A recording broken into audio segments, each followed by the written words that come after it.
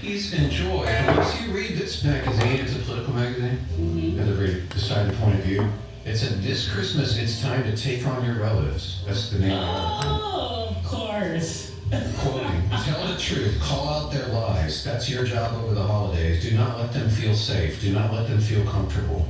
If they have a viewpoint, it's on the other side." That's going to be a wonderful holiday gathering. Put them in their place, police the world, tell everybody what's up. A wonderful life indeed.